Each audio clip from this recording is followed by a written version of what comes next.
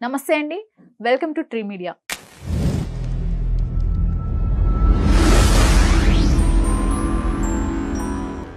మనతో family counsellor, social activist, political analyst Shri Krishnakumar గారు ఉన్నారు. మేడం నమస్తే. మేడం నట కిరీటి రాజేంద్ర ప్రసాద్ గారు తన సినిమా ఆయన కూడా యాక్ట్ చేశారు. ఆ సినిమాలో ఒక సినిమా ఈవెంట్లో సంచలన కామెంట్స్ చేయడం జరిగింది అల్లు అర్జున్ గారు. ఎర్రచందనం అమ్ముకునే దొంగ కూడా హీరోనేనా, ₹1000 సినిమా టికెట్ పెట్టి వెళ్ళాల్సిన అవసరమే లేదు, మాకు ఈ కర్మల పట్టలేదు అప్పట్లో మేము చేసినప్పుడు అన్నట్లుగా మాట్లాడారు. ఈ వ్యాఖ్యల్ని ఎలా తీసుకోవచ్చు? అంటే నేను సగం వ్యాఖ్యల్ని ఒప్పుకుంటాను. ఓకే. ₹1000 టికెట్టు, 1200 టికెట్టు ఏంటి అని మాట్లాడింది, దాని గురించి మనం సమంజసం అనుకోవచ్చు. ఇప్పుడు హీరోల పాత్రలు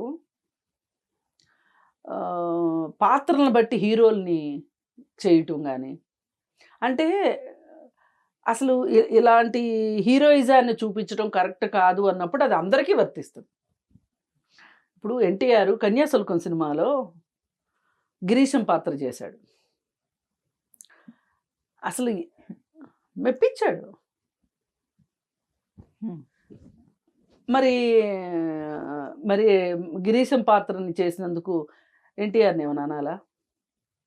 ఇప్పుడు దేవదాసు తన బాధ్యత మర్చిపోయి పెద్దవాళ్ళ మాట కాదనలేక ఆమెను పెళ్లి చేసుకోకుండా ఆమెను అవమానించి ఆవిడ ప్రేమని, పార్వతి ప్రేమని అటు పార్వతికి జీవితం లేకుండా చేసి, తనకి జీవితం లేకుండా చేసి, బాధ్యత మర్చిపోయి తాగి తాగి చచ్చిపోయాడు.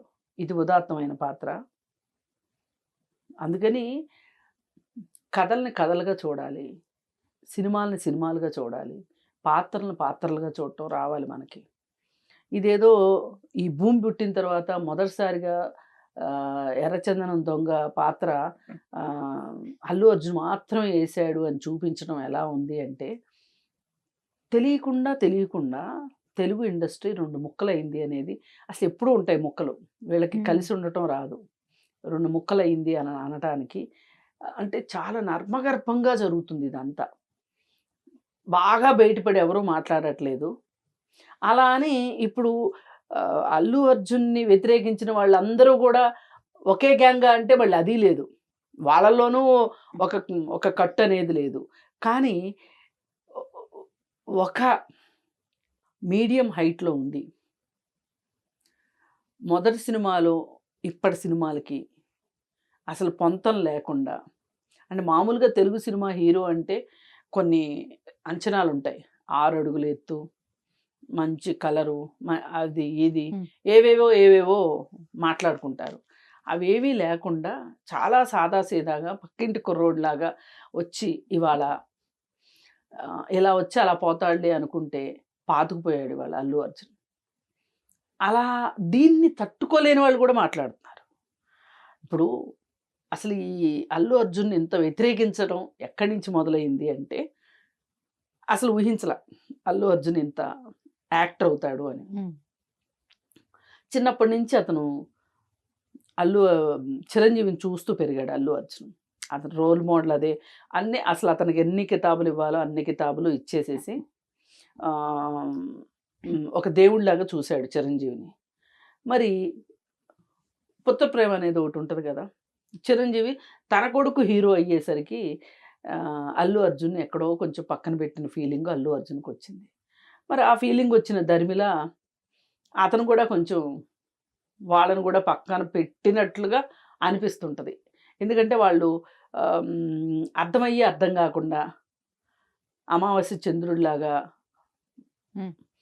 కాసేపు కనిపిస్తుంది, అమావాస్య రోజు ఒక్కొక్క కనిపించదు. ఆ విధంగా ఉంటారు వాళ్ళు. అది గ్రహణం రోజు చంద్రుడిలాగానో సూర్యుడిలాగానో. మరి ఇలా ఉన్నప్పుడు అల్లు అర్జున్ మీద ఒక ఉడుకుమూతనం వస్తుంది వాళ్ళ ఫీల్డ్లో చాలామందికి. ప్రతి సినిమా హిట్ అవుతుంది. హిట్ అవటమే కాదు, ప్రతి సినిమా ఏదో ఒక రికార్డు బద్దలు కొడుతుంది. దాన్ని తట్టుకోలేని వాళ్ళు చాలామంది ఉన్నారు. ఆ తట్టుకోలేని వాళ్ళల్లో కొంతమంది పైకి మాట్లాడుతున్నారు, కొంతమంది పైకి మాట్లాడట్లేదు. లోపల వాళ్ళ చిట్చాటుల్లో బయట పెట్టుకుంటున్నారు. ఇది ఈ ఉడుకు మొత్తం ఎక్కడి వరకు వెళ్ళింది అంటే, ఏదైనా ఒక సినిమా బాగా ఆడుతున్నప్పుడు కంగ్రాచ్యులేషన్స్ చెప్తారు. ఇవాళ 'పుష్ప 2' సాధించిన విజయం చిన్న విజయం కాదు. హ్మ్. ఒక మైలురాయి లాంటి విజయం సాధించింది. మామూలుగా బాలీవుడ్ కోటలో తెలుగు సినిమా సత్తా చాటిందంటే ఆశ్చర్యపోవక్కర్లా. అవును. మరి అలాంటి పరిస్థితుల్లో కూడా ఒక్కరంటే ఒక్కరు కూడా మా తరఫున కానీ ఎన్నో ఉన్నాయి. ప్రొడ్యూసర్స్ కౌన్సిల్స్ దగ్గర నుంచి రకరకాల విభాగాలున్నాయి. 24 క్రాఫ్ట్స్‌కి 24 సంఘాలున్నాయి. హ్మ్. ఏ ఒక్కరు గూడా ఈ రోజుకి అతన్ని అభినందించిన పాపాన పోలే. అల్లు అర్జున్. దీన్ని బట్టి అర్థమవుతుంది. ఎంత కక్ష దాగి ఉంది అతనంటే, అతన్ని పైకి రావటం ఇష్టం లేకుండా చెయ్యాలని చూడటం. ఒక్కటే మనం సూర్యకాంతిని ఎంతసేపు ఆపగలం? పొద్దున్నే కాసేపు, ఇంకాసేపు, ఆ తర్వాత అంతే అల్లు అర్జున్ కూడా. హ్మ్. ఇప్పుడు అల్లు అర్జున్‌కి ఇంత పాపులారిటీ వచ్చి, ఇంత అయితే కూడా ఎవ్వరు అసలు బయట పడుకోకుండా మాట్లాడట్లేదు అంటే, ఏమనుకోవాలి అంటే, ఎవరు ఒప్పుకున్నా, ఒప్పుకోకపోయినా తెలుగు ఇండస్ట్రీ ఒక సామాజిక వర్గానికి పట్టుకొమ్మగా ఉంటది. సరే వాళ్ళు కాస్ట్ బేసిస్ మీద వాళ్ళు శుభాకాంక్షలు తెలియజేయకపోయినా మరి అల్లు అర్జున్ కూడా ఒక కులం అనేది ఒకటి ఏడ్చొచ్చిందిగా. వాళ్ళు మాట్లాడట్లేదు. హ్మ్. అంటే ఇలా కాస్ట్ బేస్‌గా మాట్లాడమని నా ఉద్దేశం కాదు.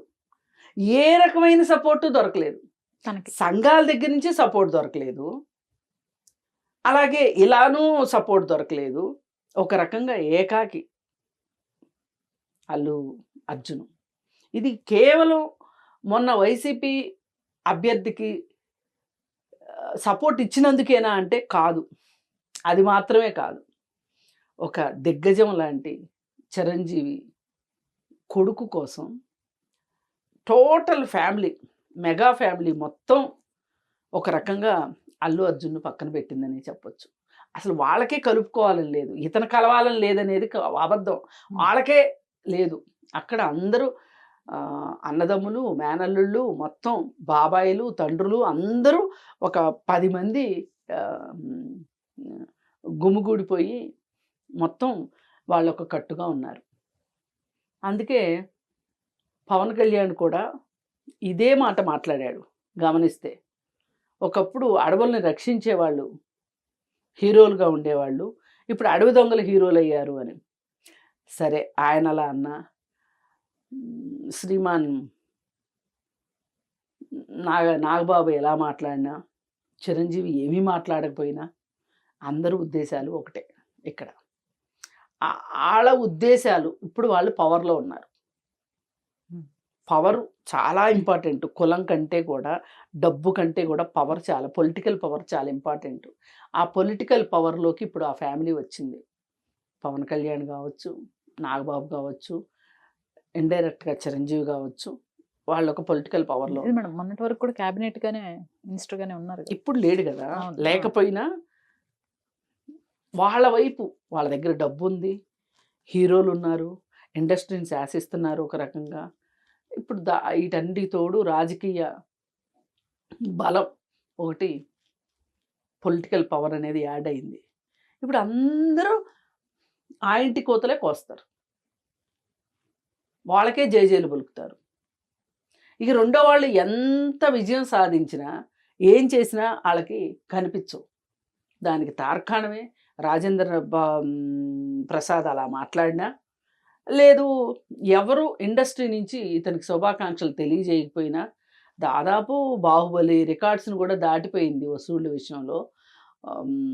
అయినప్పటికీ కూడా ఎవ్వరు దాని గురించి వేసమెత్తు డైలాగ్ కూడా అనకపోవటం ఒక రకంగా ఆశ్చర్యకరమే. మరి పోతే అసలు హీరోలు ఎలా ఉండాలి అనే దానికి ఇప్పుడు రాజేంద్ర ప్రసాద్ గారు సరికొత్త భాష్యాలు చెప్పారు. మరి ఆయన సినిమాల్లో అప్పుల అప్పారావు కావచ్చు, పేకాట పాపారావు కావచ్చు, ఆ ఒక్కటి అడక్కు కావచ్చు, ఉమ్, అలాంటి చాలా సినిమాల్లో చేశాడు. మరి అలా ఉండొచ్చా హీరో?